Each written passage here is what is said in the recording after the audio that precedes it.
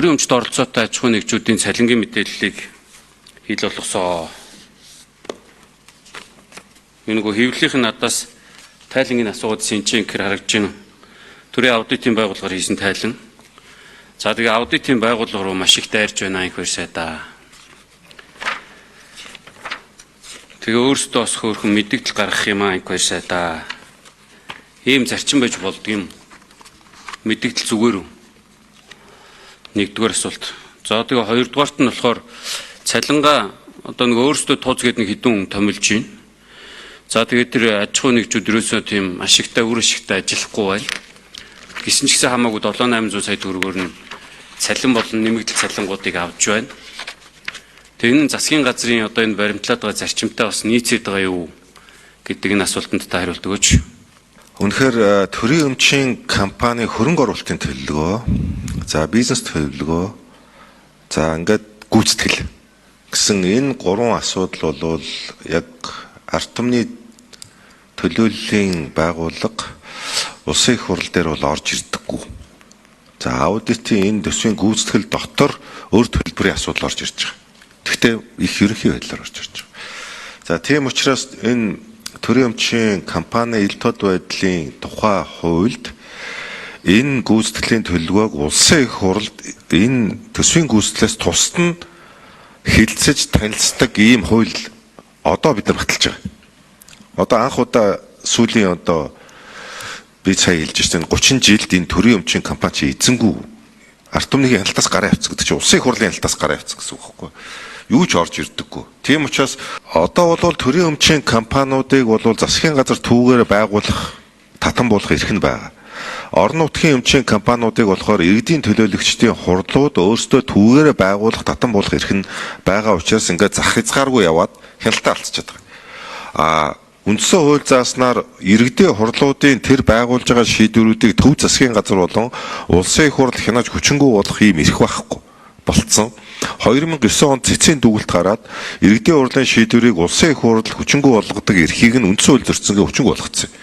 Тийм учраас энэ бүхэлдээ ингээ улсын их хурлын хяналтаас гараа авчихсан гэсэн үг байхгүй юу? Тийм учраас бид нэр энэ төрийн өмчийн компани хууль дээр одоо улсын их хурлын зөвшөөрлийг авчиж төрийн өмчийн компани байгуулах асуудлыг шийдвэрлэдэг бүр заалт оруулж байгаа шүү дээ. Энэ бол одоо бас нэлээд том ийм реформ шинтгэл болох ухаа гэсэн бид бол ийм хүлээлттэй байгаа. Ер нь төрийн өмчийн компани одоо засаглал ил тод байдал энэ одоо хэмнэлт энэ данхаасан бүтцүүд энэ дээр явагдаж байгаа хулгай зэлгийтэй холбоотой асуудлыг ер нь ялангуяа сүүлийн 2 парламент бол маш хүчтэй яригдж байгаа. Энэ хүрээнд ч гэсэн парламентын ил тод байдал сонсголоо зохион байгуулагдаж байгаа. Энэ бүхэн бот их олон зүйлийг ил болгож байгаа. Түрүүчийн парламентт одоо би 2021 онд энэ төрийн өмчийн компаниудын асуудал ярихад ер нь 2-3 л гишүүн дуурдаг байсан. Одоо бол ер нь бараг 90%, 100% энэ асуудал дээр анхаарч байгаа. Сая төсвийн гүйцэтгэлийг хилцэх явцад ч гэсэн ер нь манай их хурлын гишүүд одоо ер нь бараг энэ дээр л гол асуудал байгаа. Аудит ч гэсэн тийм дүгэлтүүд гаргасан. За цалингийн асуудал дээр бол 2022 онд төрийн өмчийн хорооны даргын баталсан аргачлалын дагуу төрийн өмчийн компаниудын цалинг бол 10 саяас 35 сая төгрөгийн хооронд тогтоосон байдаг юм байна. Энэ одоо сүүлийн 4 жил хөндөгдөөгүй өөрчлөгдөөгүй байгаа. За аудит маань одоо ямар аргачлалаар гаргасан одоо аудит өөрөө хариулах байх гэж бодож байна. Би бол ойлгохтой энэ одоо урамшууллыг оруулаад гаргасан юм байна гэж ойлгож байгаа. За энэ бид нар бол 2025 оны төсвийн гүйцэтгэлийг ярьж байгаа. Буюу 2025 оны төсвийн жилд авсан цалин урамшууллын асуудлыг би бол ярьж байгаа юм байна гэж ойлгосон. Одоо энэ урамшуул нь бол мөн төрийн өмчийн хорооны даргын баталсан одоо аргачлалаар явдаг юм байна. Тэгэхээр бид төрийн өмчийн компани ил тод байдлын хуулиар энэ асуудлыг ганцхан төрийн өмчийн компани цалин урамшууллын хүрээгээр хязгаарлахгүйгээр авч үзнэ. Бид нар хараад бус гишүүдийн тоог хамгийн багадаа 3-1 байлгах. За ер нь одоо засгийн газрын бодлого бол энэ хараад бус гишүүдийн тоог нэмнэ. Энэ хууль баталсны дараа олон нийтийн хяналтыг одоо оруулж ирнэ. За төрийн өмчийн компаниудын одоо хамгийн багадаа 5%-аас эхлүүлээд бид нар нээлттэй компани болох чиглэл рүү буюу олон нийтэд хяналтанд оруулах энэ одоо асуудлыг ярина. Мэдээж одоо дэлхийн том уул уурхаан том акул компаниудтай энэ хэмжээний мөнгөнд үнэтэй харьцуулах юм бол тэд нар бол хэдэн сая долларын цалин авдаг, урамшуул авдаг. Тэгжээж одоо дэлхийн зах зээл дээр өрсөлдөг ийм одоо гигант компаниуд байгаа. Тэгэхээр бид нар бол ганцхан цалингаар бол одоо төрийн өмчийн компани гүйцэтгэх удирдлагын одоо тэр толгойг, чадварыг, багийг үнэлээд байж бас хэн бол учир дутагдaltaй байх гэж бодож байгаа. Сайн ашигт ажиллагаа одоо ард түмэнд илүү өөр өгөөж болох талд нь бид бас сайн хүмүүсийг татаж авч ажиллах боломжийг хааж болохгүй. За ойлголтын бас зөрүүч бас энэ дотор байх шиг байна. Жишээлбэл энэ Чингис хаан үндэсний баялаг нэгдэлт сангийн гүйц захирал даваа даллаа захирлын цалин 64.1 сая төгрөг одоо авдгаа гэдээ одоо ингээд зураг хөрөгтөнд гаргаад ингээд би бол тухайлан үзсэн. Энэ хүн болвол яг ардаараа 24 сая төгрөг авдаг юм билээ. Ямар нэгэн урамшуул аваагүй байгаа. Томилогдсноос хойш. Тэгээ одоо жишээлбэл эхнэр нь чи асуугаад байгаа чи 40 сая төгрөг надаас нуугаад одоо хаа нууцсан байна гэдээ одоо ингээд энэ чи гэр бүлдээ бол дотроо их сонирн байдалд орчод байгаа хүн шүү дээ. Чи энээс болоод. Тэгээ би бас энийг залруулж хэлэхгүй бол эн чин тийм ээ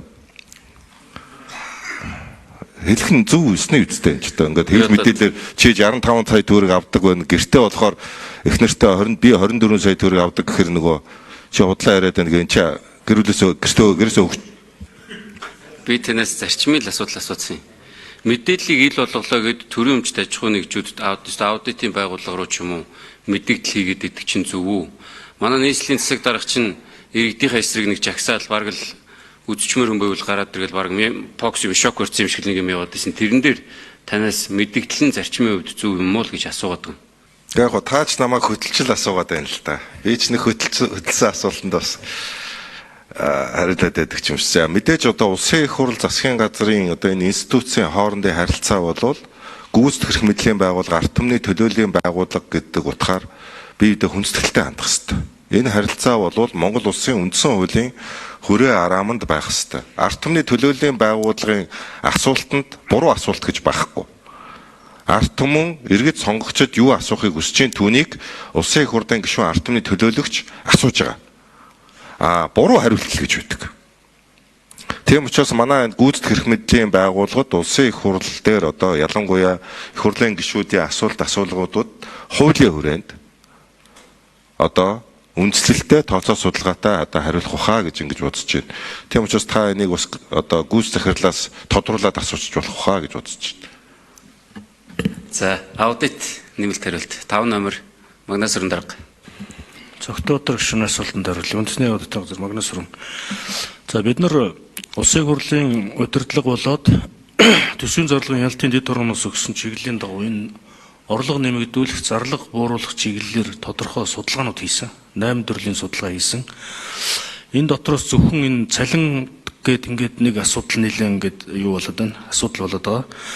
За бидний өнөөдрийн гаргаад тавьсан судалгаагаар бол бид нар цалин гэж ерөөсөө яриаггүй. Нэг тухайн 25 онд 25 оны санхүүгээр энэ төрийн эмчит компаниуд дотроос одоо тухайн тэр удирдлагад нь 1 сард ноогдож байгаа цалин болон түүнтэй адилдах орлого гэд ингэж одоо дүгнэж өгсөн.